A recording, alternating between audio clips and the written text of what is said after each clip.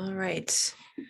Good morning, everyone, for this session of the Governor's Task Force on Broadband Access. This is not one of our monthly meetings. It's one of our moments for coming together to, again, work on the recommendations and really get towards the writing and figuring out what needs to be in the report. The bulk of the time we'll obviously be working in groups, just so everyone's aware. We're breaking it into 3 groups. One is network, one is resources, and one is policy. And so you are going to have the ability as task force members to choose which of those areas that you would like to go into. If you have one that you care about more, go ahead and choose that. And so we're going to be, again, breaking into that, spending a ton of time working on that. I don't know if Kristen, you wanted to add something as we're going to break into those groups. Not yet. Give me about 2 minutes. I'm still working on the templates.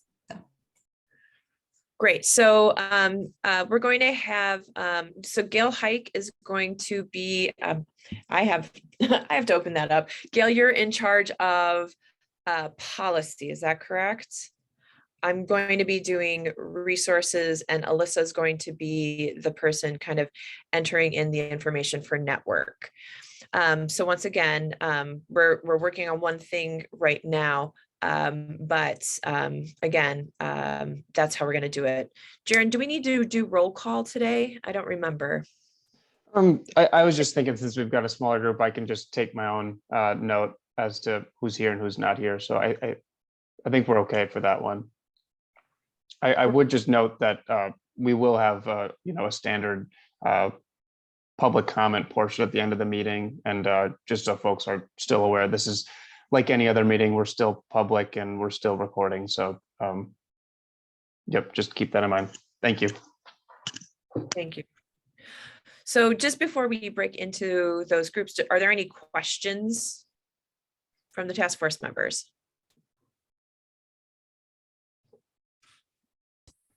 Renee, am I seeing this right? There's 16 people here. I'm just wondering, and I'm going to be in a situation where I will likely get called away during this time. I look at staff and versus task force members. I'm just wondering if we're going to be effective in 3 groups. I mean, that's a good question. We know that there's a conference that's happening right now, so a lot of people are away for that. It just happened that we ended up choosing this date because it worked. Let's see, if we had 1, 2, 3, 4, 5, 6, 7, 8. I mean, it's going to be smaller groups, right? So maybe 2, 3 in each group. Can I suggest maybe we assign instead of let people self-assign, just so we make sure we have task force members in all groups? Sure. But the question also is, should a group work on one area or figure out some other way? I just maybe, Kristen, do you have a second to pull away from what you're doing to kind of help us parse through this facilitative piece? Yeah. So I think I would agree with Alyssa that assigning people there's an advantage to that. Also, if there are sections that certain people know that they would like to work on, policy or policy, resources, and networks are our 3 items. Maybe we just go around the Zoom room and ask people to identify those that they would prefer. And then if you don't have a preference, we will assign you to a group so that we're somewhat even. Does that sound kind of a equitable way or a reasonable way of doing it? Sure. And were you able to figure out? We've got all 3 links up, and they are all documents up in Google Word or Google's version of Word. Microsoft might not like me using that term, but we've got all three up and they're publicly viewable documents. And I am adding a note to them that these are, like our slides, temporary workspaces. So we will be downloading and preserving the results after today's meeting, but they are, again, publicly viewable official communications of the task force. So those three are in the link. And when you're assigned to a group, you can click on that link in the chat box and it will take you directly to that document for collaboration. So Sharon, do you want to go around and we could do, I know we don't need to do roll call, but we could do a roll call and have people ask which groups they would like to belong to, or tell us which groups they would like to belong to. And I'll keep a track to make sure that we're even. Sure. So as was mentioned, we've got a network, a resource, and a policy group. So do we have any individuals who would like to go into a particular group? Or I guess I can go one by one too. I just don't know if people have a strong preference. Sharon, I would like to work on the resource group, please. Sure. Thank you. Jared, I have no preference. Andy here. Okay. Sharon, policy works for me. Okay, hold on. Let's. Oh, actually, Kristen, if you're capturing this, that'd be good. This is Sal. I would like policy as well, if possible. Okay. This is Shannon. I'd like policy.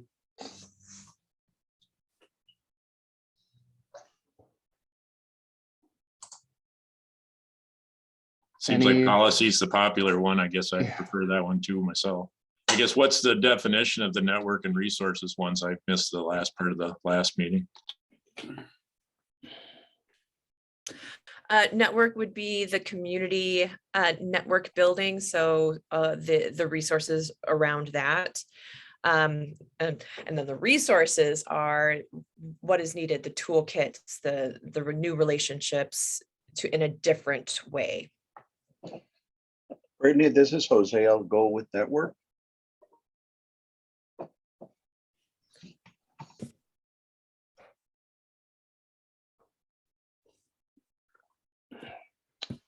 Any other preferences?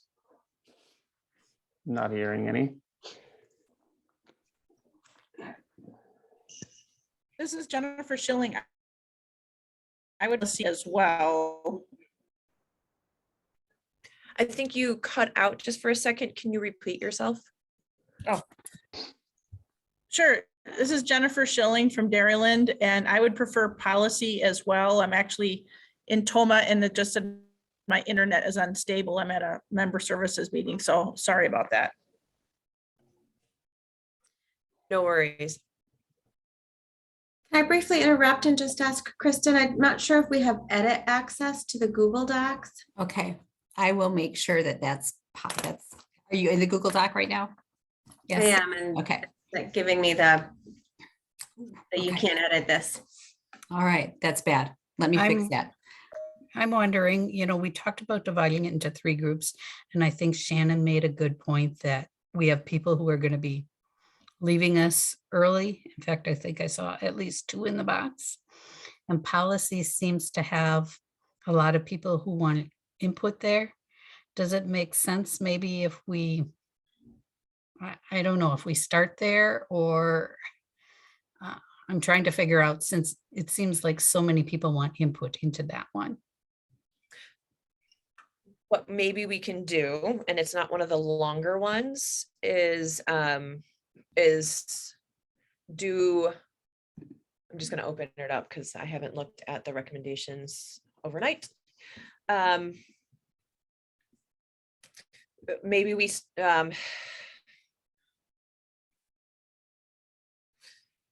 I'm just trying to really quickly decide, sorry. I know. Because resources has so much inside of it. Maybe the people who are in resources work the whole time, and maybe Right now, we only have one person who designated towards resources. right. Right. So who hasn't been designated? It's Lori, Brett, I think. Andy. Andy said he'll go anywhere and Biko. But everyone would like to do policy. So perhaps, and Kristen, maybe this is something that you can give on guidance. Perhaps we do policy first. Perhaps we do that for maybe 20, 30 minutes, and then we see where we are with the remainder. How about that? That if that's the will of the group, that would be a great way to proceed. It may also be that some of our folks that aren't here today might choose some of these other topics. So if today is just focused on policy and we follow up with networks and resources later, that might also, for the benefit of the group, allow more people to participate. So shall we do that? In which case, are we remaining in one? Let's Zoom? remain in one. Okay. And then the question is,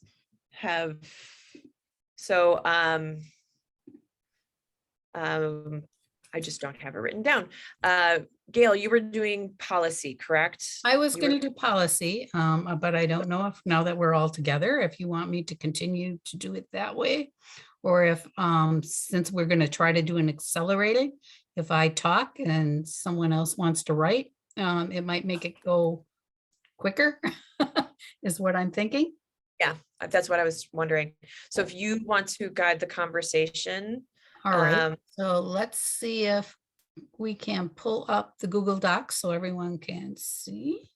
And it should be editable by everyone. Thank you, Alyssa, for pointing that out. In our facilitation planning meeting yesterday, this was all worked out and it was clear. So apologies for the few minutes delay here. Okay, so what we want to do is take a look at policy. Kristen, did you have any? I thought you were going to start with some guiding principles or? So yes, so one of the things that we want to keep in mind as we are going through is that some of the items you'll see on here, as you look down on the document, if you're in the document, and I'll give everybody a second or two to get there, there are some highlighted items. Those are items that are carrying over from last year's task force.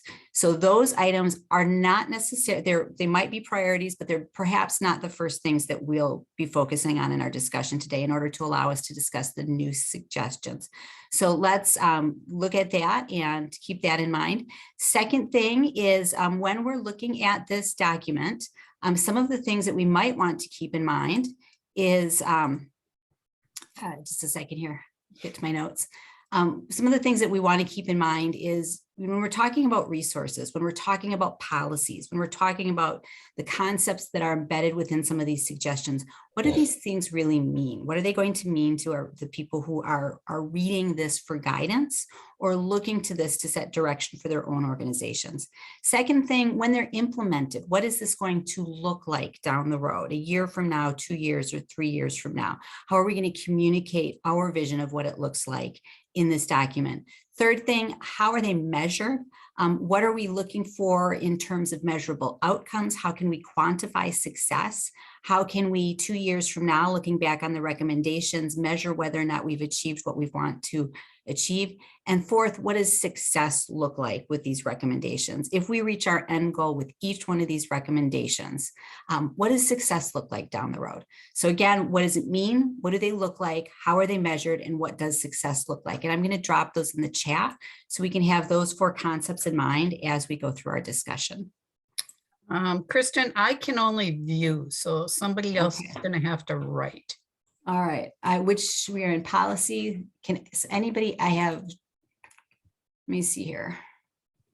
I will go back to this and we will try it again.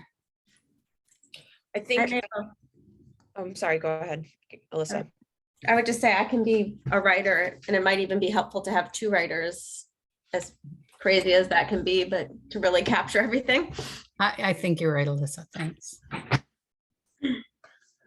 So since we're time frame, I know we don't have a lot of time. So let's take a look at the policy since that's where most of us wanted to start. And the first thing that we're tasked with is to come up with some either bullet points or proven concepts or links that help us make the case for policy. So as you think about the different things that we've talked about, to shape our recommendations, what's some of the current landscape that we really need to consider as we write our narrative on policy?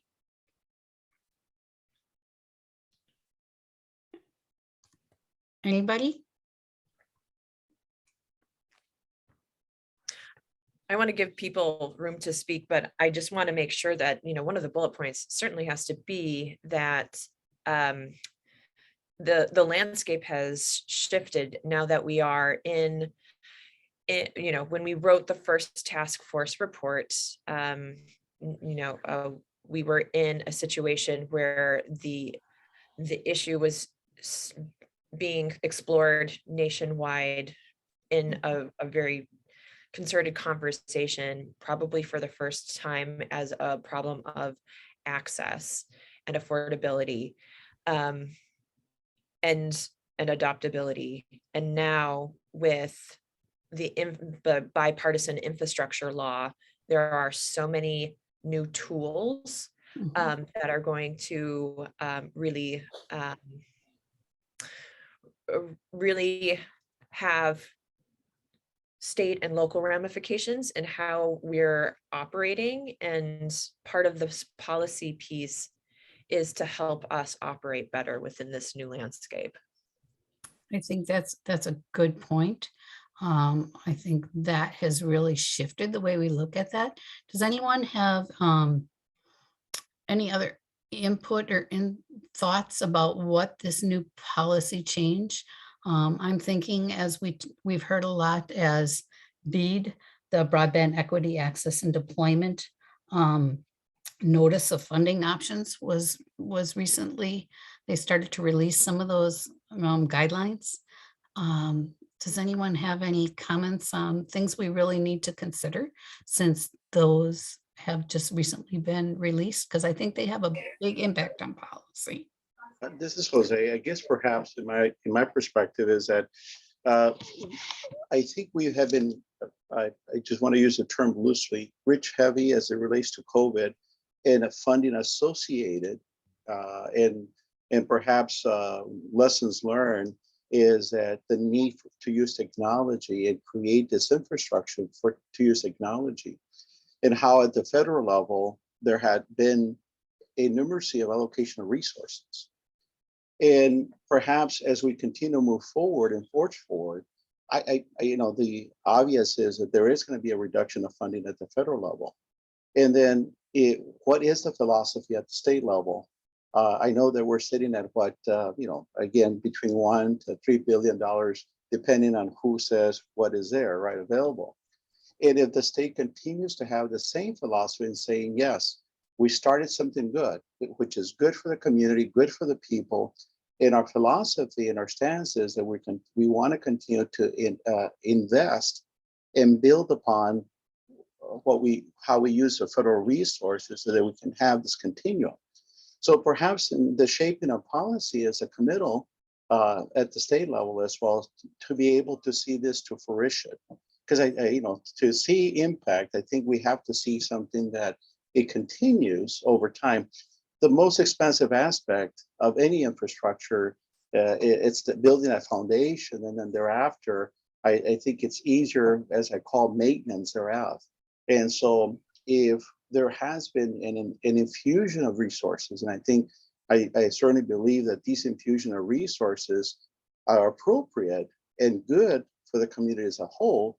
And so therefore we should continue with that until we see that infrastructure complete in its completion state, because it could, perhaps it could go back to the earlier point about affordability, because the biggest cost that anyone, at least from a private sector, will have is building that infrastructure, the cost associated for the infrastructure.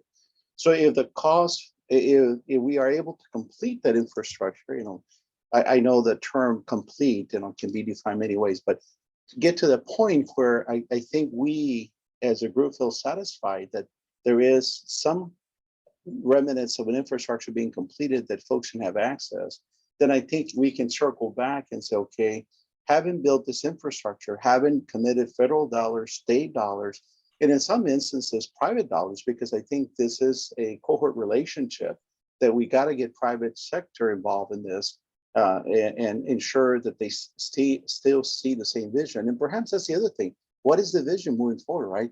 In terms of this coalition, so that we can continue to move this forward.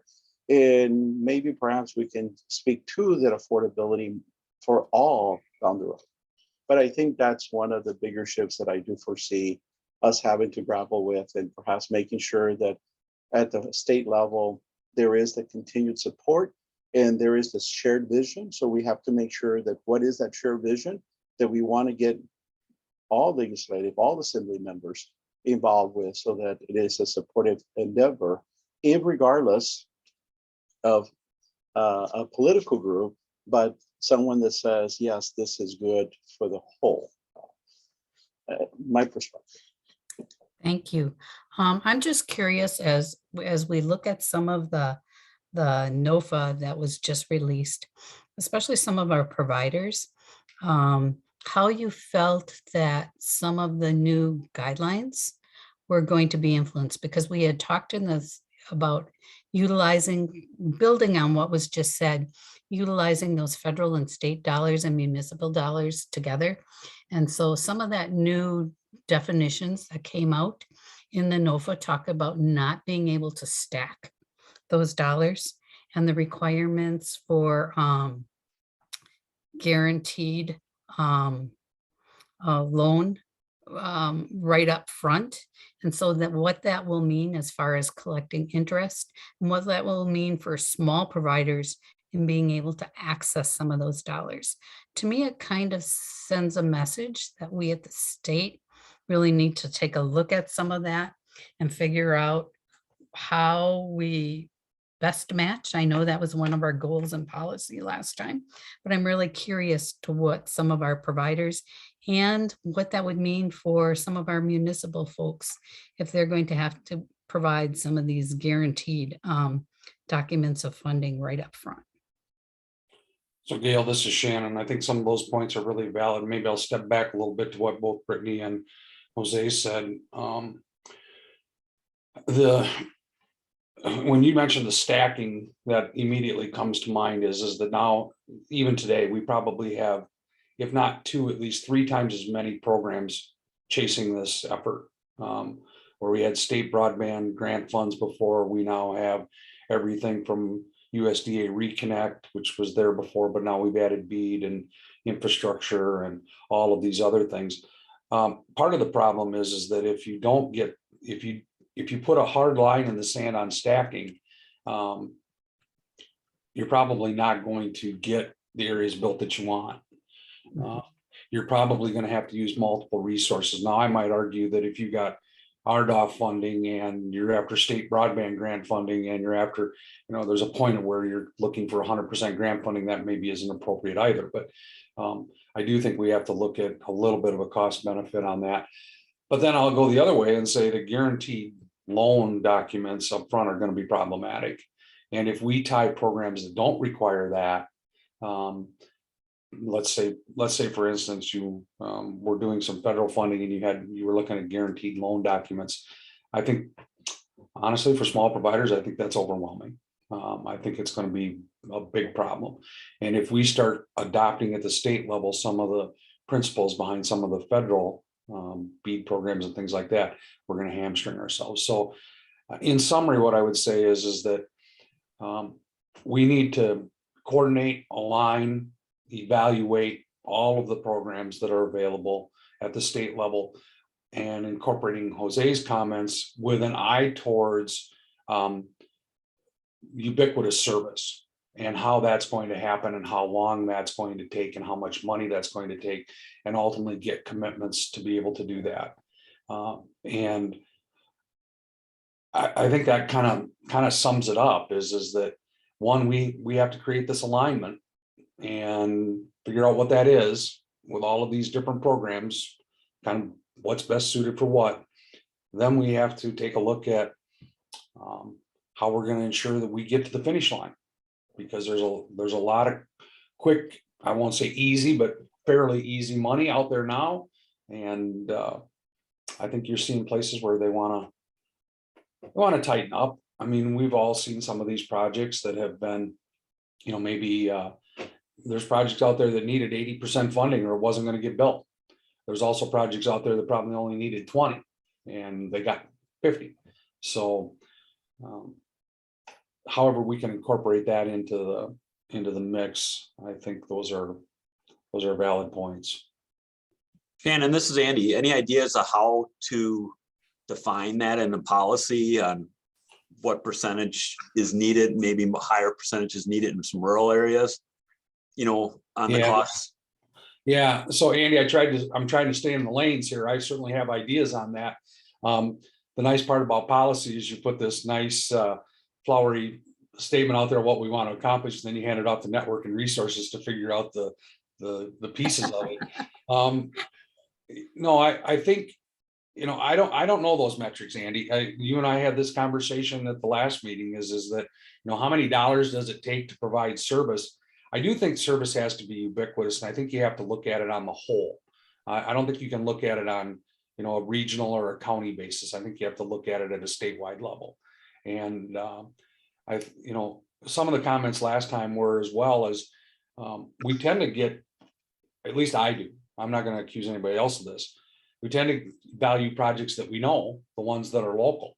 The ones that I don't know, and specifically tribes weren't outlined last time specifically.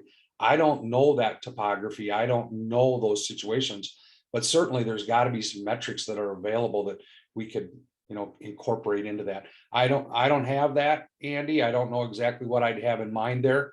I could speak to it from rural, very low density, because that's my field. But I can't take that in suburban. Had a staff member tell me the other day, 2 miles outside of Madison, they're elated because they just got high-speed internet. Well, 2 miles outside of Madison is not the world I live in, but certainly they had the same problem. So I don't know. I like that. I think, some sort of density factor on allowable per connection, funding would make some sense. Because as you mentioned, we didn't get an argument, but other people did with my comments at the last meeting. But, on these little rural towns, it's tough, right? It's very sparsely populated, and how to really organize that, and what, what defines that as a successful project, because they were organized and they did it. Yeah, I guess I'm not sure it was the best use of funds in my opinion, but. And then the other side is how do we access, how do we get everyone, if we're looking at digital equity, get everyone, because it's not always the most cost effective to reach those in those isolated areas. This is Brett from Reedsburg Utility. I guess, just kind of feeding off of this is, we do have like an area that we have not included in like previous broadband grant applications because it would have negatively affected how our grants were evaluated, because it was like without grant funds, it would be like a 70-year payback for us. Yeah. So costly and low density.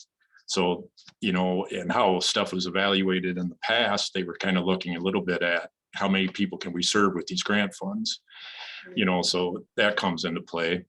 With all the infusion of additional funds right now too, I'd like to see the state consider that how that gets deployed or used does not negatively affect efforts that are already underway.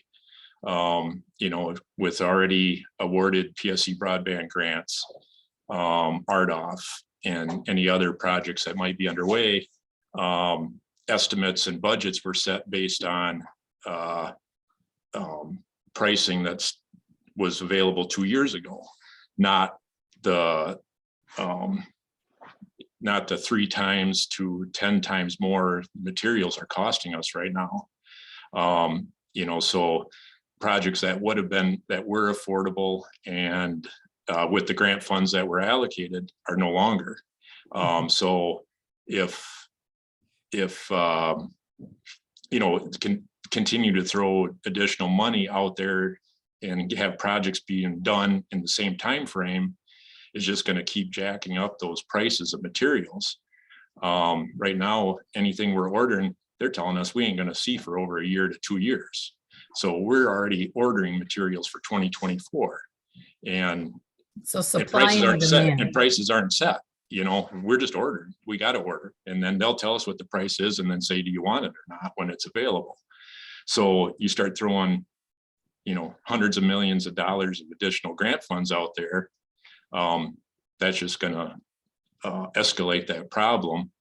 And, you know, for providers that don't get the additional funding, their option is gonna have to be to raise service fees for their customers to make that, you know, to pay for that infrastructure. I don't know if you're seeing that, Shannon, too, or with you guys is ordering and.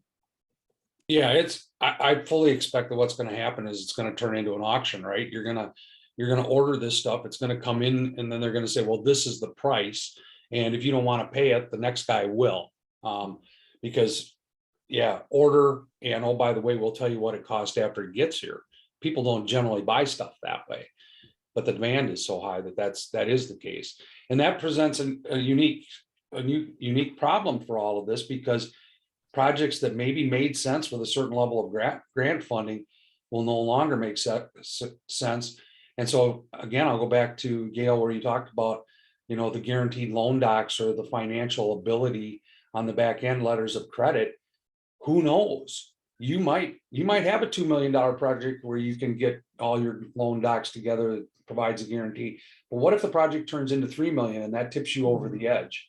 Is there going to be a day of reckoning for that? Yeah, I think we got to keep moving. I saw Dr. Baker has his hand up. Well, I was just going to lift up, I think that's the importance of us as policy writers thinking about economies of scale and thinking of ways to how alignment can help us. And we live in a crazy time. Political winds are always shifting, you know, and so how do we think about what we're writing now to have long-term impact so that we can get through these things together as a state? And I think that's a really good point. Oh, wait, do I have another hand? Lori. Yeah, just a quick comment that we haven't covered yet, and how important all of that middle mile backbone is to all of this, because if we don't have that, then the cost for a project in an area like mine up in Vilas County is going to be exponentially greater than a project in the southern part of the state where the middle mile is much more available. I think you're absolutely right. And we'll get into that as we take a look more at the recommendations. But I think what I'm hearing is BEAD is going to impact a lot of the changing landscape. And we really need to take a look at BEAD closely and take a look at those partnerships. I know we emphasized that in last year's report, and look at options, different options that the state can utilize to address that. And I think it goes back to Jose's comment about needing to evaluate what we've done with some of those federal and state grants. And I think we'll see that in the next section as we look at recommendations. I know we're flying through this, folks, but I think we need to move to the next section. If we could take a look at our recommendations. Oops. Just trying to minimize here. Okay. Recommendations. You want to slide us down. Just wait for Kristen to move our screen. Or Alyssa down to the recommendations section on our template. I think you have to move it down. I can't. Can I? Yeah, even though you can't edit, you can scroll down, I believe. Yeah, just scroll down. Oh, okay, got her. Okay. Policy. Okay. These are the recommendations that we had voted on based on our meeting from last time, our homework that from our last time session. And what we want to do now is take a look at these and see the key principles that we want to look at. Are any of these higher priority above the others? So as we take a look, the ones that were in yellow were ones that we had written last time. You'll note that not all the recommendations from last time were included in here, but you'll see that the second thing under the policy category was continuing advancing those goals, so from last year's report. So as we take a look at those goals that are there, do any of the goals that we have recommended stand out as the highest priority that we really need to emphasize for you?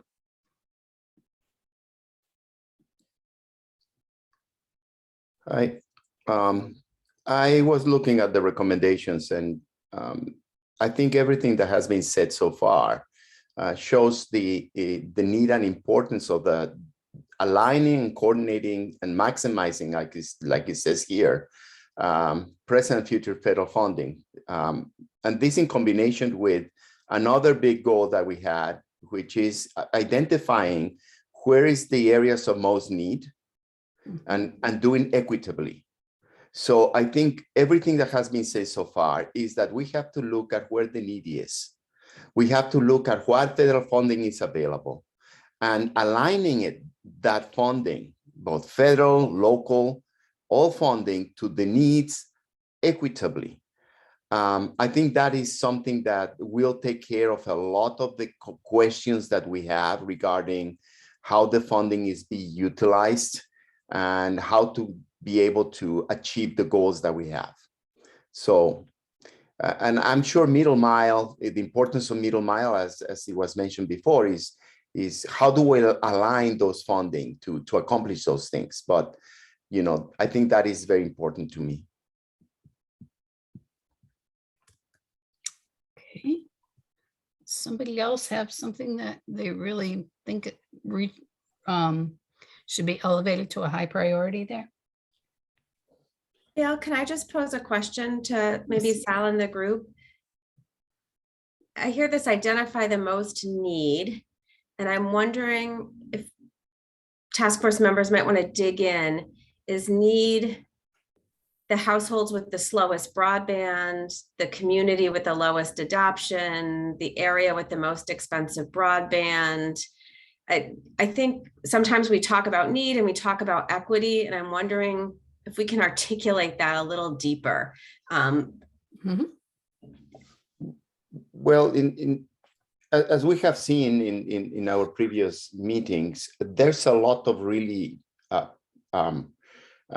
different kind of funding for different things.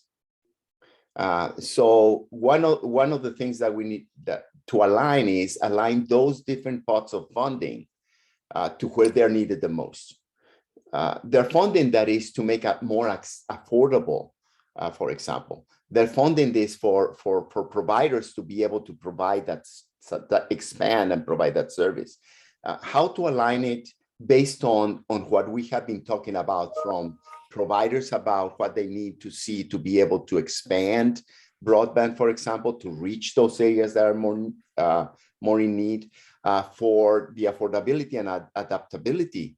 How can those funding be aligned to those communities most in need to be able to make it affordable and adoptable, for example? So it depends on the pot of funding, that how do we align those to equitably to the biggest areas of need. That's the way I was looking at, and that's where what we have been talking about, having, you know, really good navigators, really good, you know, access to information to be able to access the phones, to be able to use the phones equitably is also very important. That's my thought. Alyssa, I would add that as much as, you know, we're a statewide task force, but we're going to have to get more granular in looking at where these funds are. And Lori, I'll pick on you because I know your situation up there with middle mile. And you mentioned the southern part of the state. I've got some areas that aren't served in my areas, and it's not a middle mile problem. It's a last mile problem. And in your area, it's, you know, last mile, with no middle mile, last mile doesn't even exist. So I do think we're gonna have to have a little bit more granular approach to evaluate projects. And as Sal said, in some areas, maybe that's a density question. Andy brought that up. Maybe you look at it as homes passed per installed route mile, and then some sort of expected adoption rate. And then the affordability question. So you're probably gonna have to develop some scoring metrics at, each granular point. So if I had to envision this, and it's not much different than when I build out a rural electric distribution system. That member that people always talk about, that one at the end of the line that is the most remote, I still have an obligation to serve. And that may be the most expensive piece there is. And if you looked at that, nobody in their right mind would ever build that. However, we incorporate that with the larger project and kind of a dollar cost averaging method. And that seems to work. But then I go back to Jose's comments earlier, you have to look at that in the long term. So I would just say that, we probably do need to be more granular in our evaluation based on the circumstances of the applicant and their region. And I'm going back to some of our previous recommendations, and that was to look at some of those hybrid models in development and how we work, and that was one of our top recommendations. So I think taking a look at how we utilize some of those hybrids and evaluate some of that work that's already been done to encourage some of that to happen, because I think you all have great examples of partnerships and how we might expand some of those partnerships to be able to connect those middle mile to those last mile projects that make them more affordable and better use of those dollars. This is Jennifer Schilling. I'm sorry, I'm on my phone, so it's hard to see the screen and raise my hand Jennifer. properly. Oh, that's okay. Just to kind of follow up on some of Shannon's comments, I also wanted to bring up, and I don't know if we're in the right issue area, but easements was something that I think in the previous report was recommended, and would just want to reiterate, I think looking at easement policy change with, co-ops have electrical easements on properties, but there needs to be some legislative change to support allowing for fiber and broadband. And right now it's timely and costly to go to landowners to renegotiate. We already have contracts for easements. So I just wanted to kind of put that out there as well when it falls into the correct area. But easement policy changes dealing with easements on land is certainly an important one from the perspective of middle mile providers and distribution co-ops to get to the end user. Good, thanks. Lori, I want to go back to your middle mile, because I think that was something that was also on our list as a prioritized middle mile development. Is there something you want to add in the recommendation? Should that be kicked up? What kind of policy recommendations do we need to take a look at around that? Well, I'm kind of wondering, and maybe the broadband office folks can offer guidance here, but the BEAD program does have a separate program just for middle mile. So this may be a case where this issue is at least somewhat solved by that program. Do any of you who know the details better than I do have any comments on that? Well, as far as this is Jennifer, as far as middle mile funding in that broad bipartisan investment and jobs act, infrastructure act, I mean, there is also $1 billion for middle mile, and there was a notification of funding opportunities that will be coming out soon, or has, for applications this summer into the fall. And certainly, that those middle mile applications have some definitions and some discussion points. Open access is one, as far as scoring and kind of where we need to internally at Dairyland have discussions on open access, but that's I think, in a discussion point and a policy point within middle mile application processes. Make sure we add that open access, that we should be taking a look at that. Is that what I'm hearing? you say? Well, I mean, I'm not quite sure where we're gonna fall on that as far as if it's in forever, in perpetuity.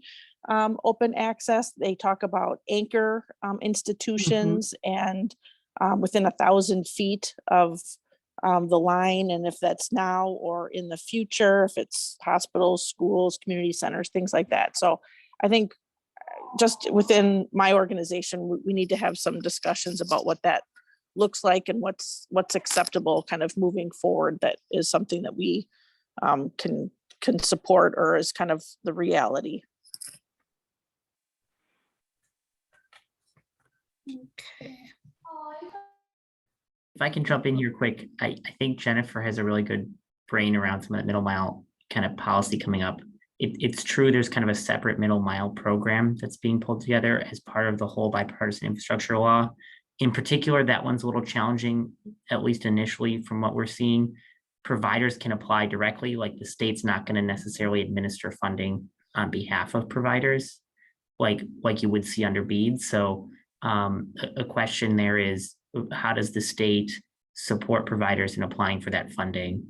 Another thing I think that comes up when we talk about middle mile is it's a little bit nebulous when middle mile starts and ends. Certainly in BEAD, there's going to be situations where there's more backbone type infrastructure that might be built in a given, project area that ends up having last mile connections. So sometimes, and we see this a lot in the state program, there's state grants that fund last mile connections that also have some level of back end middle mile component built into them. So I think the question for you all is, how do you delineate what middle mile should be built separate from last mile and when? And what recommendations do you have for the state in terms of supporting providers in applying for that federal middle mile funding? Because we will not have as big of a role there as we would in the BEAD side of what kind of last mile connections.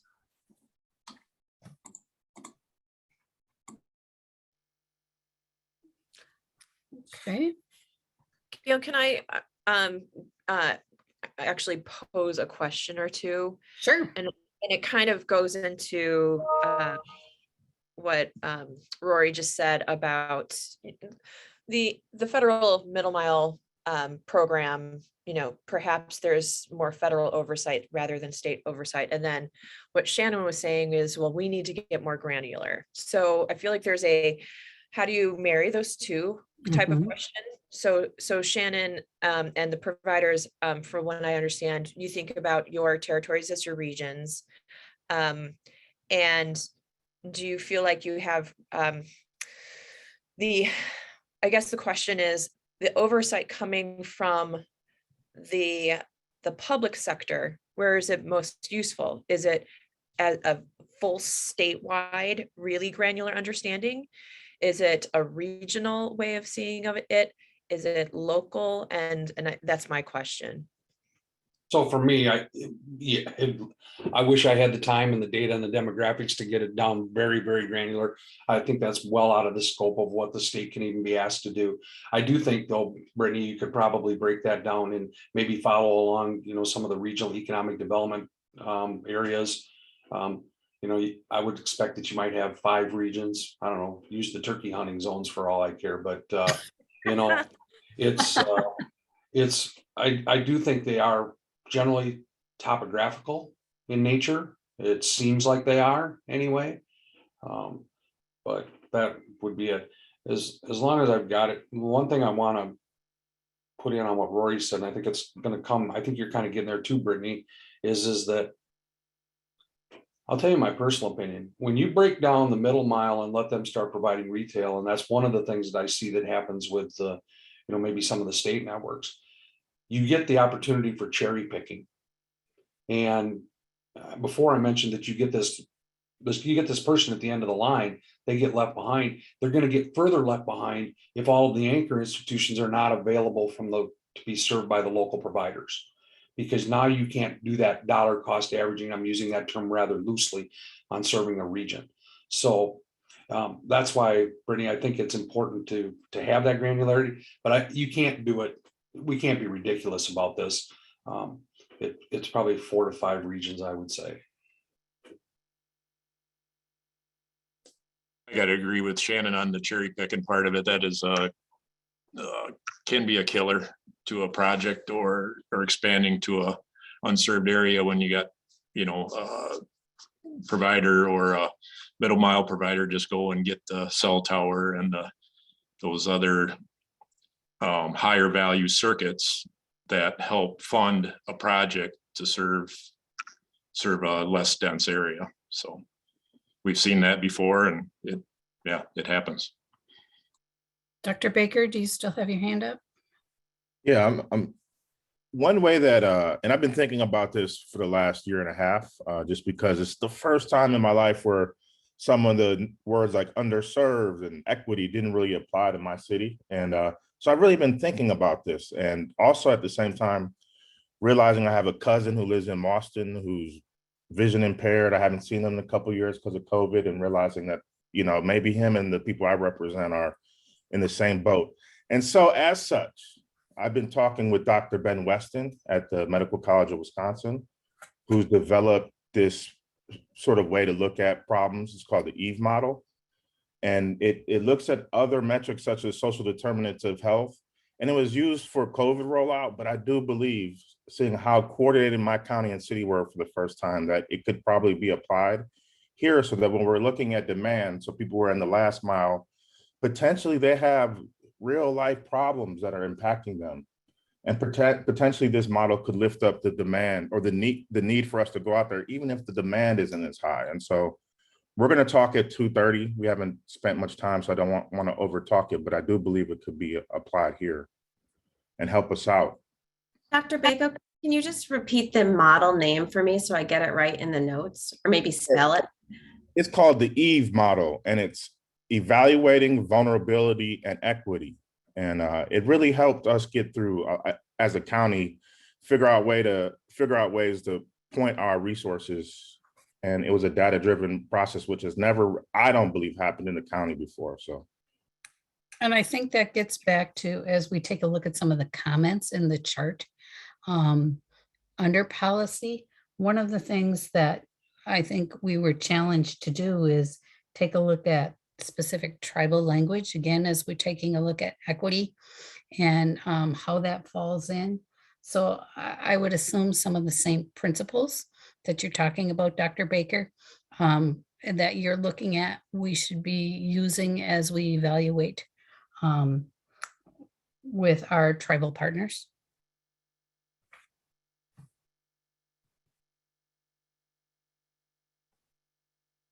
And I don't know if there's a question for me, but it sounds right. I don't want, I want to really let Dr. Weston speak to the science of it, but I do believe it flattens the field, and you got a data spectrum, and you say, hey, look, man, these people are having real life problems. Their kids can't get access to the computers for school. They have other vulnerability issues such as health, so they can't get access to hospitals. And maybe that's an expensive project, but it's also an expensive project if we don't do it. And I think COVID, that lens helped us out. And so I really appreciate Brittany for giving me sidebars over the last couple of weeks as we've thought this through, because I just wanted to make sure that we had a scientific way to express our need and demand. So I added a link in the chat to an abstract of some of the work that Dr. Weston has written about. Great, thanks.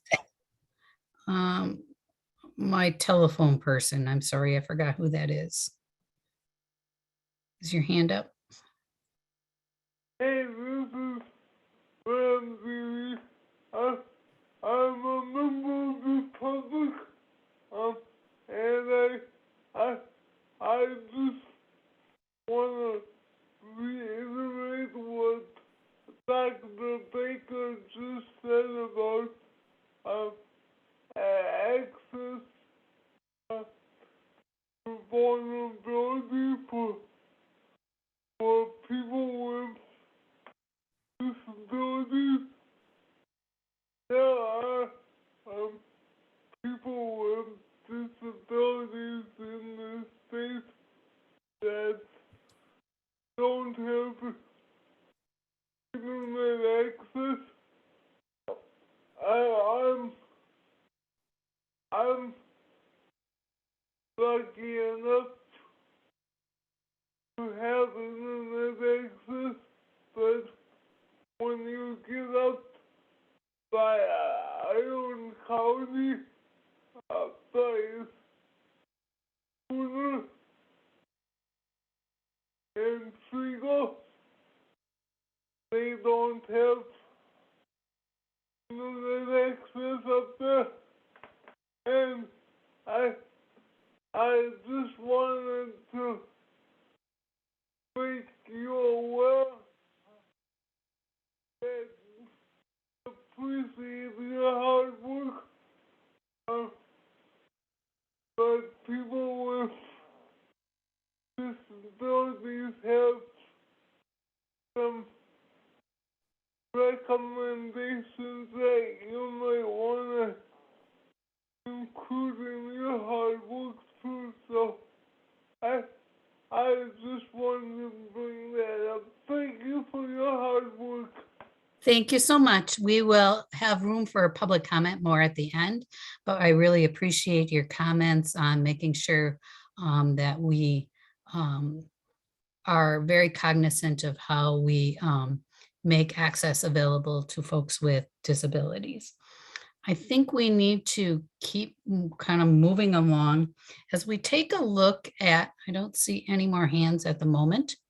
So let's take a look at our little chart again. One of the things we were supposed to, we talked about some of the high priorities. And what we also want to do is look at, are there any of these that are listed in the policy list of priorities, policy and funding that we think could be combined? And we also want to make sure we're taking note of those that were also listed in the comments. We talked last time about looking at comments. They weren't voted on because we didn't have those in that capacity. I think Sal talked a lot about that equity, as well as Dr. Baker. So I think we may have captured some of those, but as we take a look at those that are in our little chart there, are there some that we think we could combine on that list?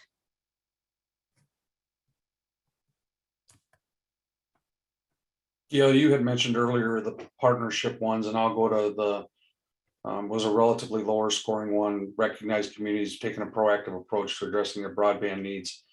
And then there's a comment in there about the scoring of that. Maybe that could be, that particular point could be eliminated, and you could put the partnership opportunities in one of the other ones, talk about that more forward looking rather than recognize those that have been done. So maybe taking some of that wording from that partnership one and combining it. I'm looking at, we talked about partnership. I think we defined it quite, we did a good job of defining it in last year's with public-private partnership and looking at all those options, that maybe we combine some of that together. Is that what I'm hearing you say, Shannon? Yeah, I think so. And I think that's going to be important, especially as we take a look at the funding and where those public-private partners are, and looking at creative policy ways that public partners will be able to partner based on the new NOFA guidelines that are coming out in BEAD, because we're not really sure what that's going to mean for bonding for municipalities. And so that's going to take some strategy, especially if we're not stacking CARES and RDOF dollars. That's going to challenge some of those municipalities to look at it differently. So I think that's a good point. Anything else that we think we may be able to combine in those?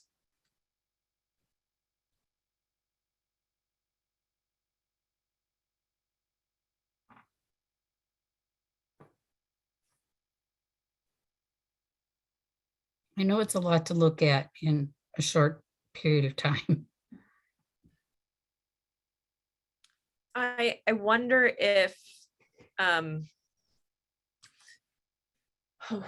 these might be looking at the older ones, but there is, there's one policy, which is to continue advancing the goals of the 2021 report. Yep. But then also there's the conduct a comprehensive evaluation of the past grants.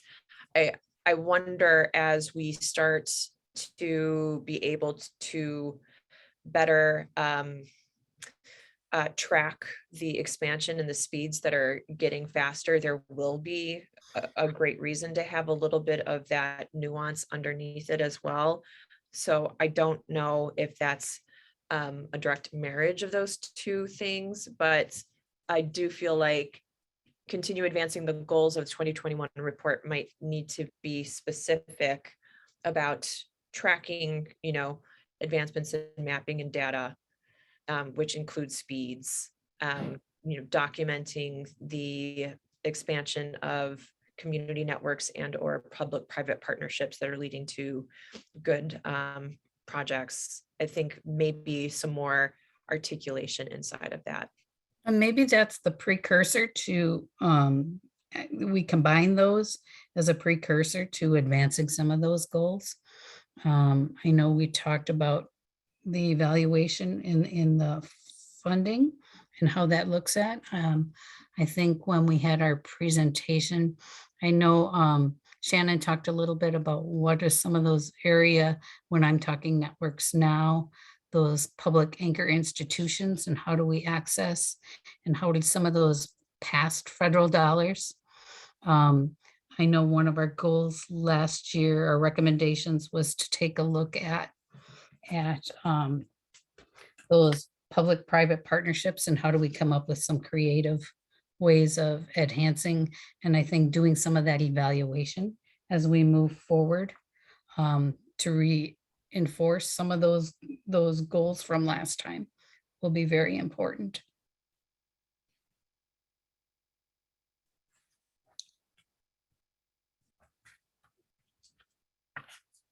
Anything else that people think maybe we could combine or that we need to take a look at?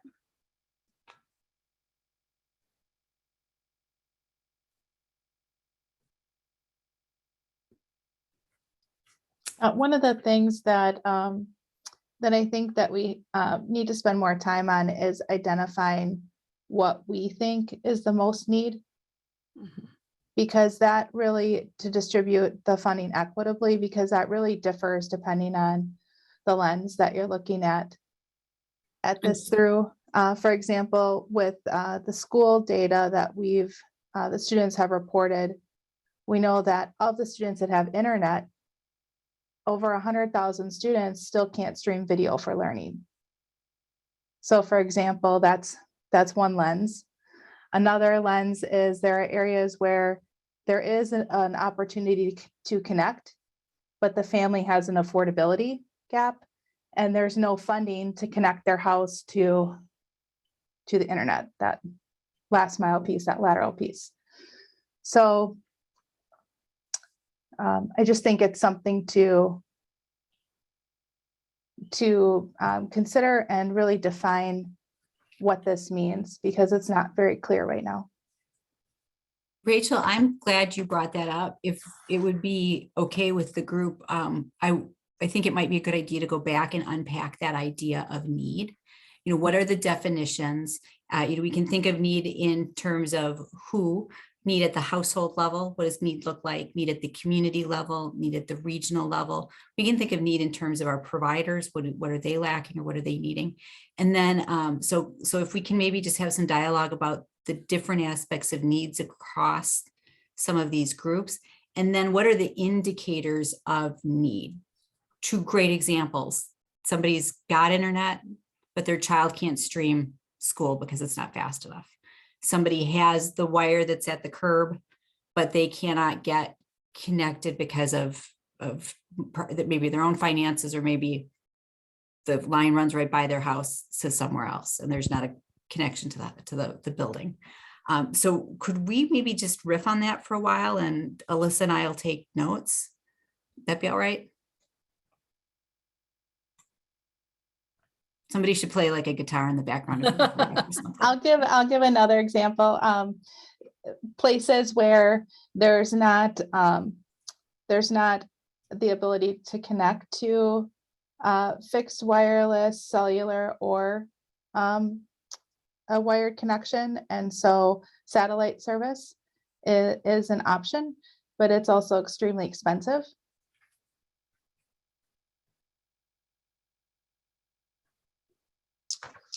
Okay, I'll jump in.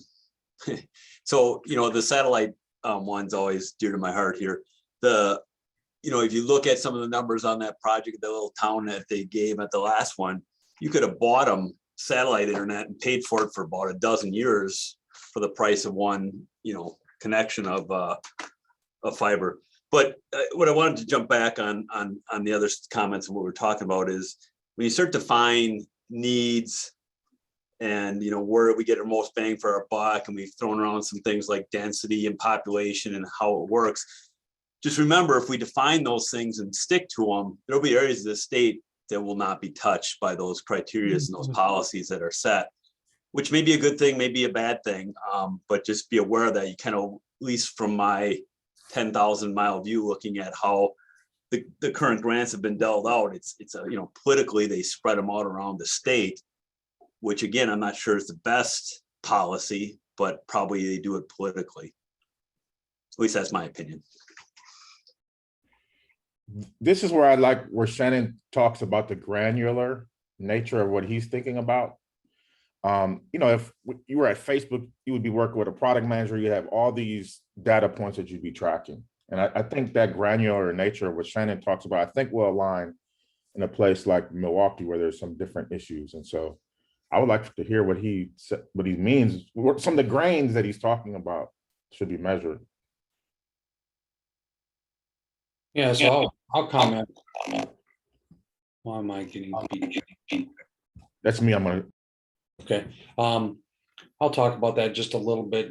I think Rachel brought up a few and we've talked about others. First, I just want to put my own little commentary in here. I firmly believe that grant applications should have an area service coverage requirement. And the fact that you can come to the curb with state grant funding and be 300 feet from the house and charge $1,500 to the consumer for that is egregious.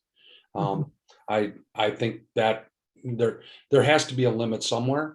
Maybe it's a quarter of a mile, maybe it's 500 feet. I'm not going to pick that number, but I just wanted to throw that in there, Rachel. I think when we're spending dollars like that and you come to the curb, what's worse? My God, you don't have last mile access, and then they come by the curb and say, oh, by the way, you got to have $1,500 in order to connect. That's even worse than not having service at all. But some of those points, Doctor, would be some of the things that you mentioned earlier in your Eve piece. What are those vulnerabilities? And they do cluster. I think if we had good demographic information, we would find that they cluster. Low density areas, Richland County, Wisconsin, where I serve 3.4 electric meters per route mile of line. I mean, and that's all in Richland County. So the fiber numbers are the same, right? They're going to be the same kinds of numbers. That might be one. That's a density thing. Poverty would be another one. Access to healthcare. Is there a critical care hospital within 50 miles or 25 miles of where they're at? Personally worked on mental health issues where internet access has improved mental health capability for people who, particularly during COVID, couldn't see that. There's a whole bunch of grains that we can look at. And to the extent that we can establish clusters through that granularity of data, we can attack those a little bit easier. But as I said to Brittany earlier, you have to kind of be happy with the region. You can't be quite that specific to begin with. But as we advance and as we grow and as we build out more, we're going to identify more and more of those clusters of affordability problems or healthcare problems or geriatric.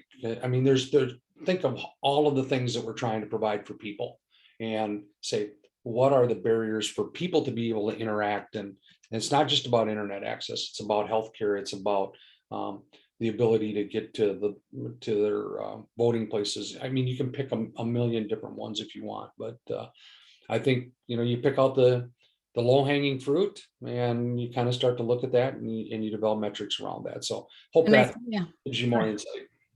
I think Shannon and Andy and Brett, you've all talked about some of that regionalism and what that looked at and how we could maybe hone in and develop our policies to look more in that.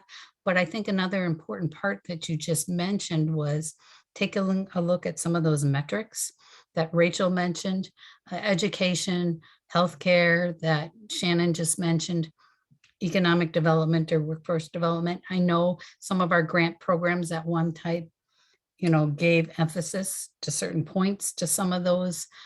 We may need to look at our policies on how we structure some of those, whether it's on that regional level or whether there's certain aspects that we really think are important, because as we've seen through, living through the pandemic the last few years, some of those have really bubbled up to the top.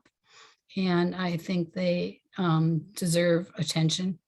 As I listen to some of the cost issues that Shannon and you were talking about with the schools, I was also kind of referring back to our policies from last time when we talked about some of the consumer pieces that we need to take a look at as far as policy and pricing and what happens when it's going by my house, but I can't afford that $1,500 to connect it. We may want to really go back and take a look at the policies that look at those consumer protections to make sure we're making some of that. I know we've mentioned at the federal level, the nutrition label for broadband was there, but right now there isn't definition to that. Do we as a state need to take a look at what that is and how we're delivering that? Because in our last recommendation, we talked about access and affordability and adoption. So do we need to take a look at that in Wisconsin as well? Any comments? Yeah, Brittany. Just a different comment, but I think that's absolutely very true. And I was also reflecting on one of the PSC's own your own goals, which is having all of the anchor institutions wired at a gig capacity. Certainly in the far-flung places like where Laurie and I live, some of our anchor institutions aren't wired at all. And so how do we help counties at least do some sort of a survey to understand that capacity, because that's certainly one of the strategies for the build out, which I think isn't being employed at this point either. And I think as you talk about the strategies and working with those anchor institutions and the public versus the private, I know we talked about, how do those communities recognize and take those proactive approach and give credit to that. Maybe that's one of the things we really need to look at. And how do we give points to communities that have really evaluated and developed a true public-private partnership, evaluating the risks and benefits for the private sector so they can afford it, but also the public so they are getting what they need, but they're also investing somehow. I think those are important aspects as we take a look at how we shape our policy in Wisconsin. Last time we identified that, Wisconsin had 3 barriers when we looked at policy. And I'm just looking at, Wisconsin was one of 3 states that identified 3 barriers: funding barriers, competition barriers, and bureaucratic, making it difficult to develop some of those partnerships. And that may be one of the things we quoted the Wisconsin Legislative Council's Utilities and Energies briefing.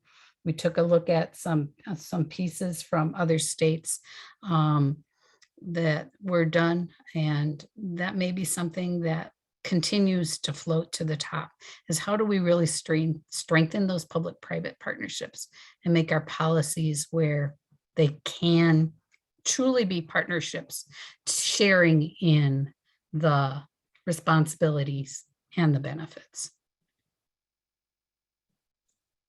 I would say if you're gonna do that, you better be doing it at the county or regional level, because you're gonna really just cut out a lot of people that aren't able to pull that off. I agree with you, Andy. I have a comment. Yes, Bill. Well, I'm glad you mentioned the public-private partnership. We have talked about that in previous meetings. It's extremely important to be able to achieve the goals. The importance of being able to come up with the right criteria for equity is extremely important, because one of the fundamental purposes of equity is to the allocation of resources. So we have to get it right. The other part that goes is not just equity, but where those resources have the biggest impact. So I think those go hand in hand. What is equitable, but where the resources, the limited resources that we have are equitable, but at the same time have the biggest impact. Sometimes there might be two areas or two goals that are equitably equal, we could say, but which one has the biggest impact for our resources to have the bare bag for the money that we are using? Okay, I know we've spent a lot of time on this, but I think if it's all right, we should jump to the case studies and examples so we have some time to plan out our next step. The last assignment that we had when looking at our worksheet was to look at case studies and examples.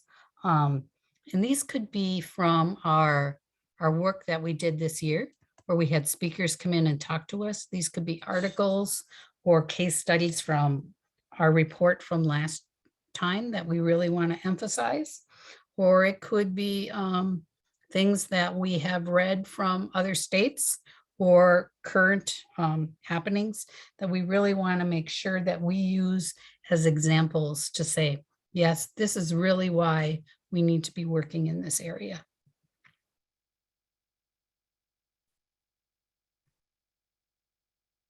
Anybody have any they'd like to offer up in policy?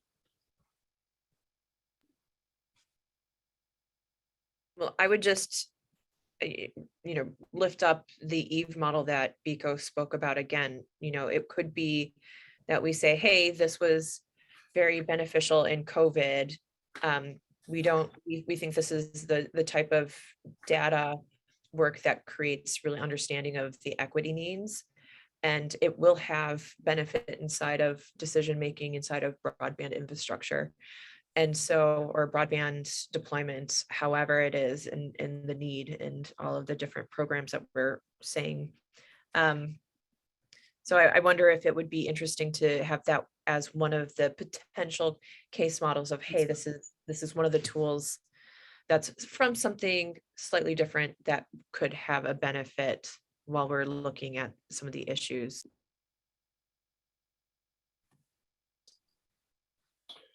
I don't know of specific examples, but, well, I know of a few, but I won't raise them. When you looked at the ARPA funding that the townships and the counties got and how they came together with the broadband provider, and I believe in Crawford County, you had county government putting money with it. You had a local provider and you had a community group. And this will go a little bit to maybe where, and it's not a secret, Andy, and I have a different view on the town of Cross, for example, because very expensive project. You might be able to take a look at some of those and say, okay, now that it's built, what will be the benefit? And would there have been a better alternative? Could we have designed this different to look at that? But and I struggle with that term partnership because that's a different level. If a township and a county and a group of private individuals and a provider all come together and bring funds, I guess I view that as rather a loose partnership. But in the end, somebody's going to own it and somebody's going to run it and somebody's going to operate it. But I think there's literally hundreds of examples from the last round of grant funding that, brought different players together, at least from the financial aspect, that we could perhaps cite.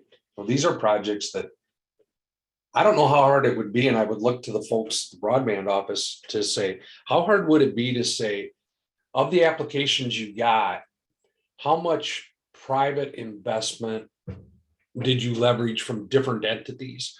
For example, some of those applications said we got $100,000 from the county that they pledged. And could we pull that out? Because, that's kind of a success story in itself, is that, and granted, the different time, right? ARPA funding was available. The counties and the townships had that. It was money in the bank that they needed to do something with that applied to that. But that's significant. I mean, that played a real role, and it might be the impetus for a county, for example, to say, even without ARPA funding, maybe we should build in $100,000 to be a part of a project, or a township $30,000. Because once they put that money in, it's kind of funny how some of the other barriers, some of the physical barriers get lifted. Road permits become easier. I don't know why. And some of those crossings become a little bit easier than if the county hadn't participated. So I would just hold that up as there might be some stuff that we don't all know that you could pull in. I would also say maybe one of the things that we had presentations on was we had heard Chet, and Chet's not on today, but Chet had done a presentation along with our folks from Platteville, and but also what Astria, which was Peckerland, the private partner, and maybe a case study on what's happened with those programs. I think they had some good slides and evaluation of how those dollars were spent and how they branched off from the private partner being able to lease some of that and build off on some of that, and how that brought competition. That might be another case study that we take a look at from lessons learned. And that goes back to, I think, one of the recommendations was doing some evaluation on that. So that might be one that we put in there as a case study or lessons learned, and reach out and do some summarizing from those presentations. Any others that you can think of that we should really look at some of those lessons learned? Well, I was just thinking, Rachel, this was just before your time at, or at least in your position at the DPI, but there was a lot of outreach statewide to every single school district. And there was a lot of matchmaking that was done to really good end. So it was, one of the pieces of evidence of how to use data-driven decision-making and that collection possibility. And maybe there's some lessons inside of that. Absolutely. I'm thinking about the some of the matchmaking with the providers, with the school and other partners around their data that they had collected. And I don't know if it always resulted in a grant application, but it got the conversation started.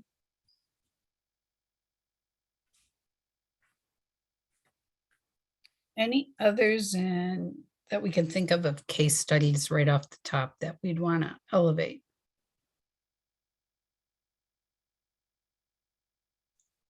I know we're. I point to Brown County again.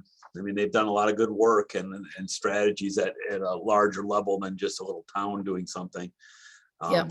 I mean, they put a lot of effort and time into it though too, but I mean, it's probably something at least to look at.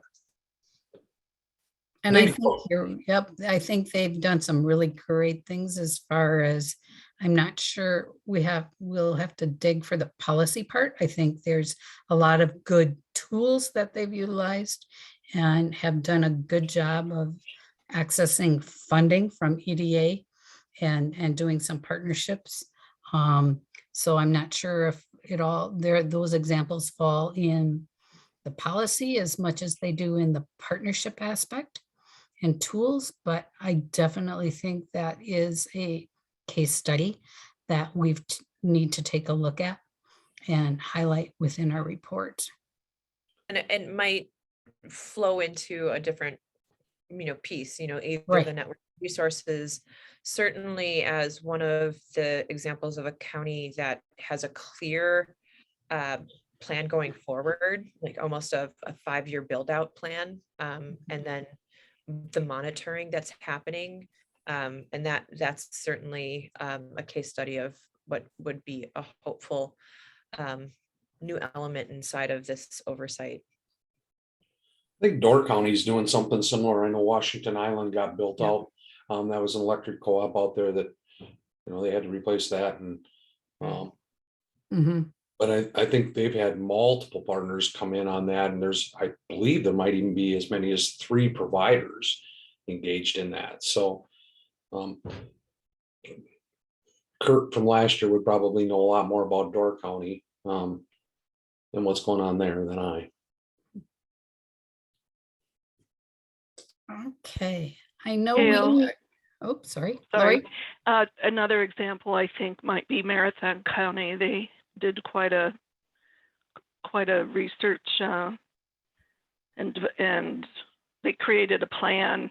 And again, multiple providers, just like Door County. So that might be another one to look at and see what policies they enacted to get that work done. Another one I saw a presentation on was Reedsburg Utility, and how, it's like they're the only municipal co-op left that's providing internet or something like that. But they had some interesting stuff on how they kind of branched out at some of the things that they did. Again, I'm not sure how relative it is. They're not in the business to make money and they're providing internet, but it might be some lessons learned on how they deployed to some rural areas. And I think you're right. I think that's an interesting one because they are in a unique situation and were created before some of the policy changes that came around in Wisconsin. So maybe taking a look at, are there barriers now that weren't there when they, were formed? Or I think that's an important case study. That's your cue, Brett. Brett's always got good stuff. I don't know what you want me to say. I wasn't going to toot my own whistle. But I guess there is, I will, in one regard to that is kind of in our model. We don't, and I think cooperatives, that Shannon represents are very similar. It's member driven, kind of member owned, where we're owned by the municipality. So we don't have to pay shareholders.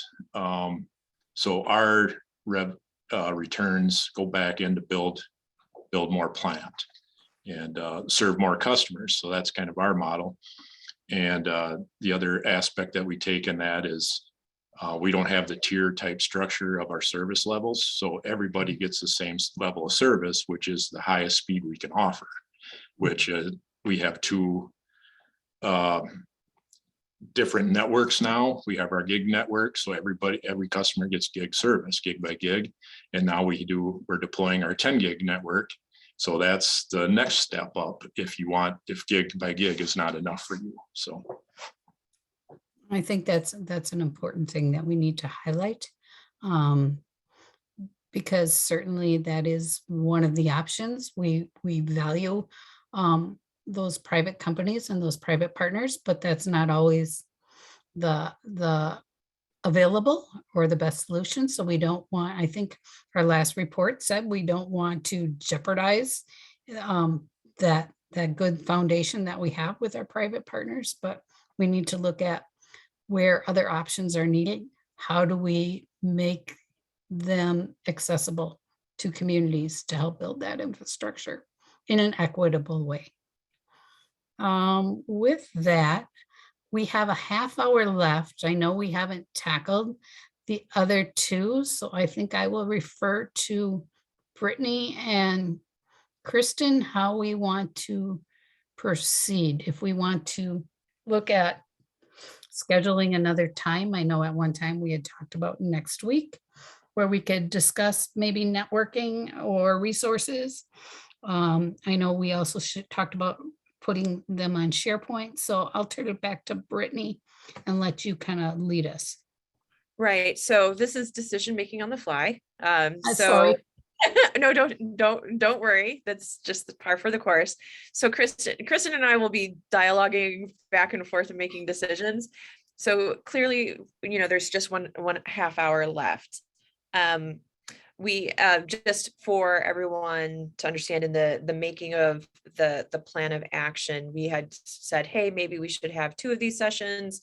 The other morning was the morning of Tuesday, the 31st, so the day after Memorial Day.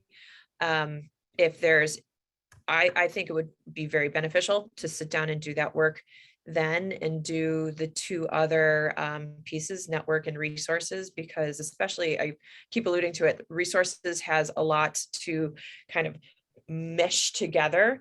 So in my personal point of view, it would be great. We had already talked about immediately after this, putting these on SharePoint and making sure the task force members really understood that, the comment moment was open for said work. So we will certainly be doing that for the policy piece for all of those people who did not attend. But just knowing that there's not much time to really get into the meat of either of the 2 things.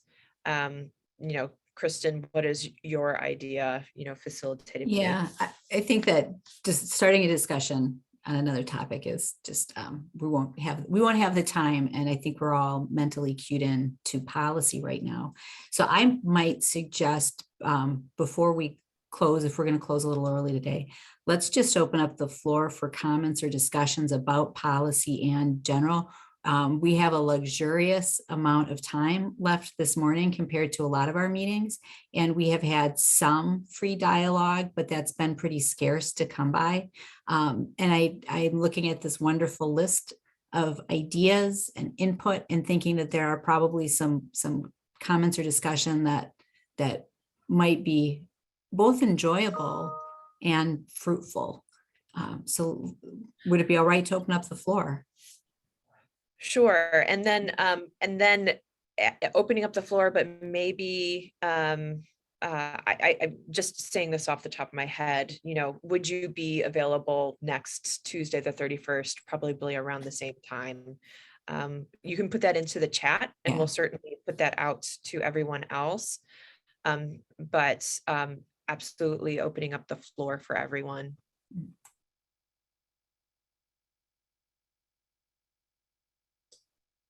Kristen, I guess for me, and Brittany, I don't know about my availability next week, but one of the things, and my compliments to staff for, spending the majority of the time listening. And that's important from the task force perspective. But on the same token is, clearly you work with us every day, and you look at those challenges and the calls that you get. I would be interested in hearing a little bit of staff input as to, do you think this task force is going the right direction? What are your barriers in trying to solve these problems, if you're willing to share it? And because I got to think that you talk amongst yourselves and say, if we had this, or if we could do that, and there's a lot of, if we had that, I'd be interested in that. And I don't know if it needs to happen today, but or even how it would happen, but I'd be really interested to know that.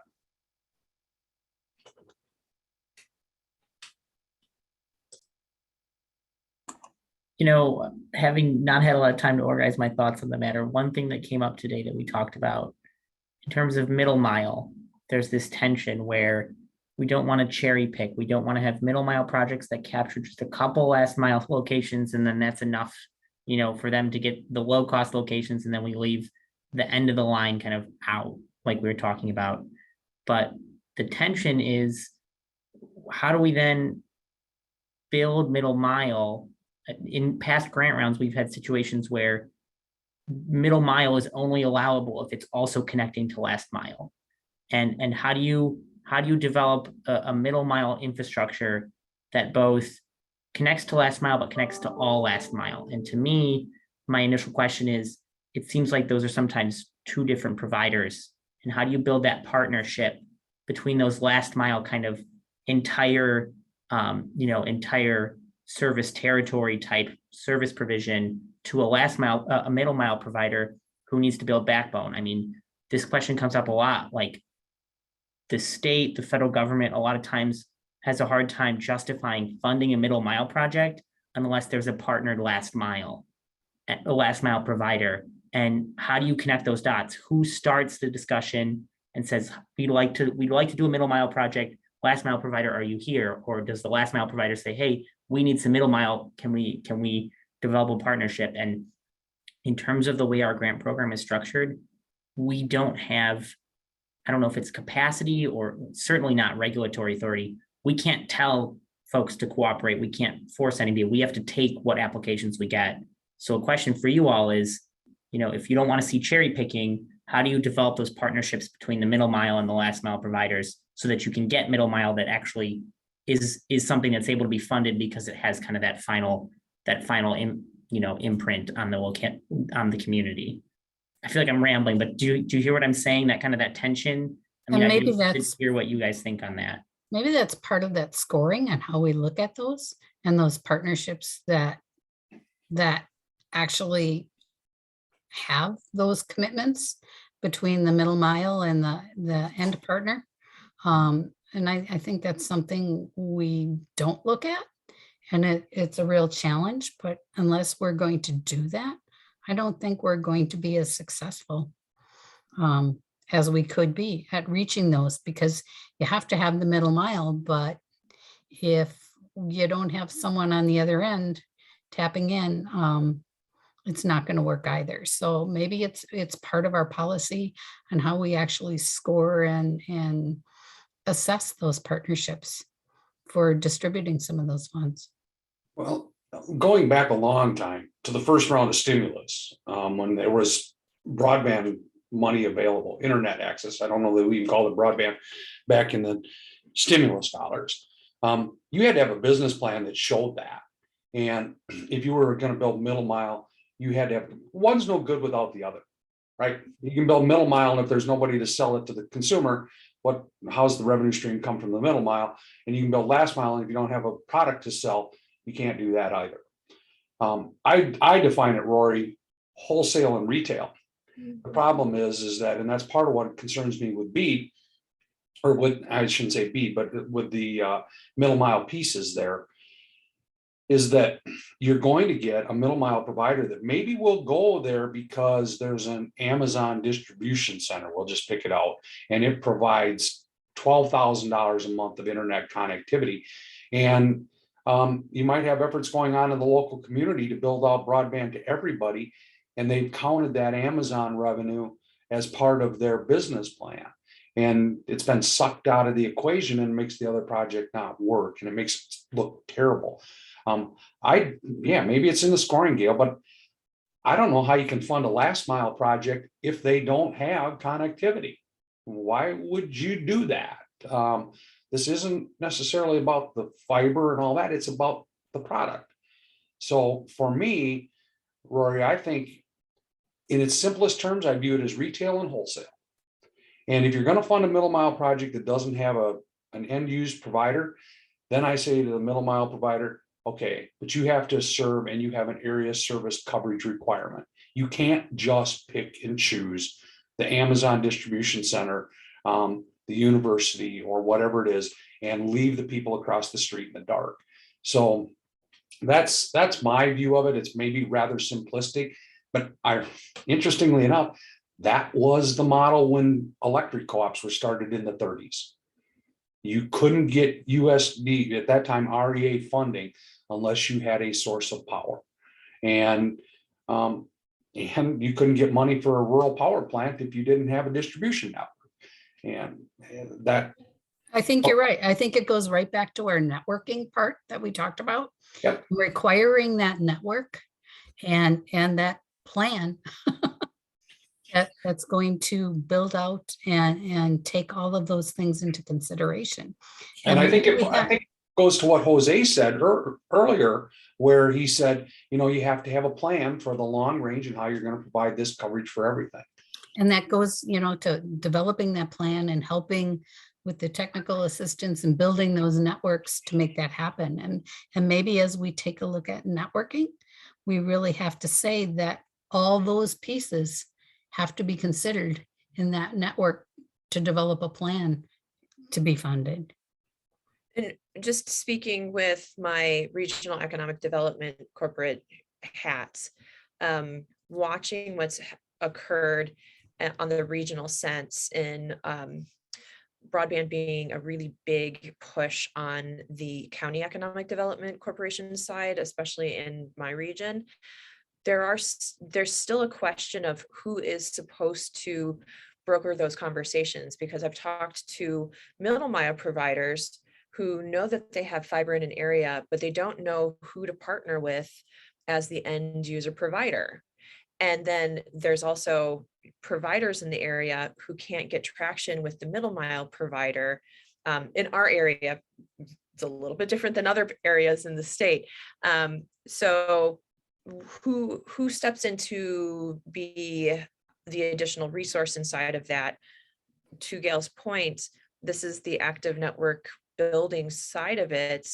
We're saying that perhaps there needs to be better granular understanding, so that this larger picture keeps growing with at least point people closer to the ground who can become part of that conversation. But I believe what's happening with lots of communities is they don't feel like they don't have that point person. They have the question back and forth that we're coming up with middle mile versus end user provider. And unless there's someone to guide through that process, the danger is that the project will not be built and the grant wouldn't be written in the right sequence. And that I think is the other part of what I think almost every community is going to have to really grapple with, because they're making their own plans. In the best case scenario, they're starting to have some sort of plan. In the best case scenario, they're still making up that plan with limited best practices. And so how do we assist that?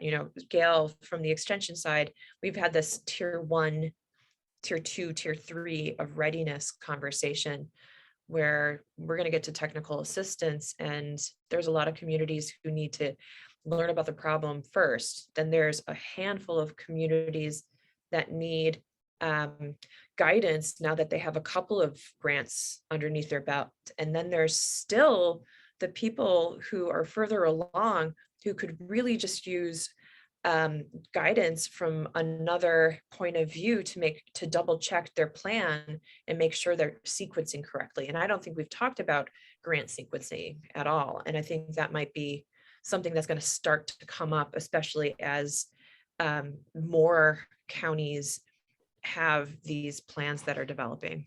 I think as they're developing their plans, and as I've been working with the tribes up in the north and looking at middle mile, they were very concerned about how do they deliver the last mile, not thinking about connecting to that middle mile and where that is, and how do they partner and bring in ISPs to interview to figure out, oh, if we partnered, we might be able to come in from middle mile from both ways with different providers for middle mile. But then we also have other folks who were saying, well, if you got the middle mile, we might be interested in leasing, some of those strands to develop those end mile. So I think that's something that we need to help folks and communities work through. I see it all the time happening. Middle mile is becoming more important, and how we connect both of those providers, those who are willing to put in the middle mile and those who are willing to put in the end mile. And maybe our scoring and our point system and how we develop those networks need to take that into consideration.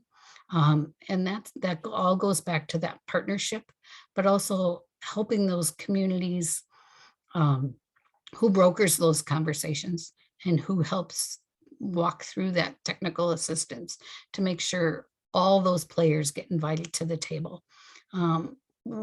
This isn't a problem you're going to solve with one solution. I see Jaren's got his hand up. I don't know. Yeah, I was just going to quickly say the commission a couple months ago did request comments, specifically talking about middle mile. We had a list of questions. I just wanted to make sure folks were aware of that we did allow stakeholders to file comments and respond to specific questions. Some of these things that we're grappling with right now, how to score middle mile within the context of a grant program, last mile commitments, areas of the state that have high need, that kind of thing. So I just wanted to, let people know that the commission did field comments relating to middle mile specifically, and that, those comments were filed, and we have that. So just thought I would throw it out there because it is something we've kind of been kicking around. So. Well, I've got to say, I'm taken back here a little bit in hearing Brittany and Gail. And maybe I'm naive, and maybe this will sound condescending, but in 1996, when we decided to start providing internet, and Brett's predecessor over in Reedsburg, we never even thought about providing to a customer until we found out what product we had. I mean, that was just part of business, that we're going to provide a service, and who are we going to get the wholesale from? I know Reedsburg, they teamed up with us and we teamed up with them, and I think Win was in the mix, and HBC and others, but we didn't even start talking about last mile until we knew we had a product. And it kind of sets me back when I say we've got groups getting together here that are trying to solve a broadband problem that need some very basic elementary business planning work. And how do we support that? I guess I wouldn't have even thought that was possible. That's just not how business plans are developed. And of course, Brittany, I know, served on economic development as well. And one of the things we did was offer business planning as service, but it seems like we're missing it at one of the most basic levels. How? I think you're right. I think, and the fact that we have so many communities where a lot of them are run by volunteers, right? Yeah, and they don't have those necessary skills. They don't have the paid staff. And so I think that's one of the challenges. You're right, Shannon. It's not something in the business world we think of, but these are folks who are trying to address their immediate need. Yeah. And don't have the time or the expertise, the technical skills that they need to evaluate all of those things. Yeah, so it's how we help them is important. It's the same kind of challenge we face with adoption and digital equity. It's the same challenge, only it's up the ladder further. And how far does it go? So maybe the navigator process that we've talked about, and I'll admit I don't know exactly what that encompasses, but maybe that's what it is. And maybe that's the role that Extension plays, or maybe the League of Municipalities. And how do we reach out and say, this is what you need to do first? You can't sell something you don't have. And if you don't have a middle mile provider, let us know. We'll team you up with one. Because there's not a lot, right? There's not a lot of them in the state anyway. And that's why I was interested. This is perfect for me, because that's why I was interested in staff view, because if Rory's sitting there thinking, how do I find this? If nothing else, we can make it more confusing for him. Lori, you have your hand up. Yeah, this is maybe just a tiny bit different, but related. And I think it does have to do with policy. And that is that I know back in 2007, when we were opening our doors and starting to build out our network, we contacted the folks that I think someone correct me, I think at the time it was BadgerNet. Mm-hmm. Now it's WhiskNet. Is that the same? Okay, thank you. And we said, look, we know you bring a lot of data into our school here in Phelps, which tiny town. So we know it's there. We've talked with the school. They would be more than happy to let us connect into their feed. And the policy was that we could not. And because it was strictly, I believe, for the anchor institutions, right? So fast forward quite a few years later, and I spoke probably 2 years ago with a gentleman whose name I forget now at WiscNet. We had the very same conversation, and he said, you know, and correct me again if I'm wrong, I believe these were tax dollars that built out the network. And he said, you know, the taxpayers paid for this, and it would make some sense if the taxpayers were able to get connection into it. So I think that's a policy issue, and maybe something that should be looked at. I think you're right, Lori, and I think that goes back to our earlier conversation of those being built out with those BTEF dollars, those federal dollars, those infrastructure dollars, and the limitations on that, and Wisconsin policy that impacted how folks can connect to that. I think that's something we talked about in our last report, and something that might need to be elevated and say, look, we need to evaluate that based on what we've heard and your experiences, and how can we better utilize those to build out in those areas where, you know, it would make sense to connect the private provider to those anchor institutions to deliver services at a reasonable rate. Reasonable rate, and obviously paying for the what we call the upstream. There's no question about that, a fair market rate, but we know it's there, and it just, I think it boggles a lot of people's minds why they know it runs right past their house and nobody can connect into it.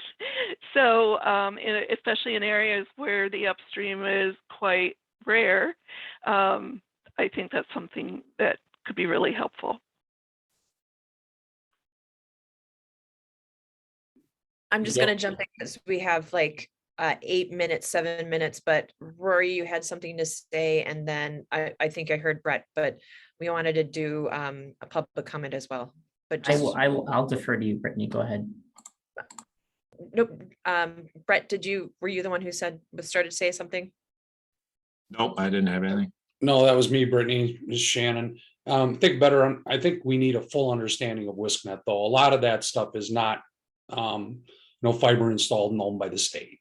You know, there's a lot of circuits that are leased from providers. They're middle mile. They use middle mile too.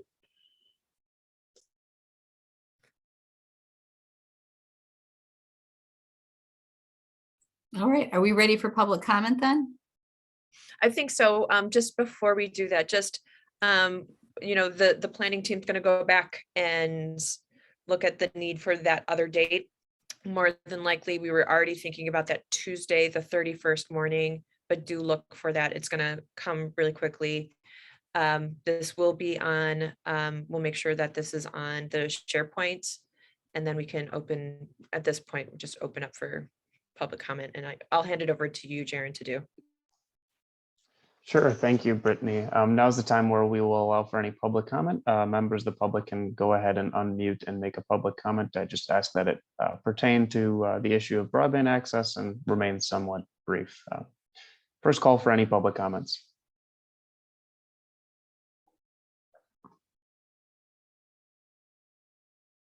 Second call for any public comments. And final call for any public comments.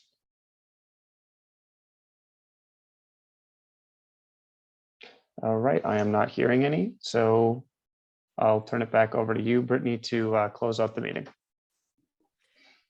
Well, thank you everyone for your really important comments. I'm really glad that we had the time to go through the policy recommendations they're very meaty. I know that we all know that policy is part of ramifications of what we're talking about. So clearly it was the one that was top of mind in this small group. So I'm glad we had the ability to do that time. Again, look for the next dates. I hope everyone can attend and maybe have a different, slightly different group so that we have different opinions. Again, you know, we'll be asking you to be active in SharePoint at this point.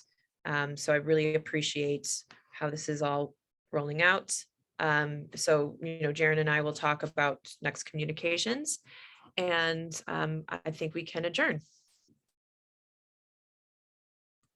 Perfect. Thank you. Thank you.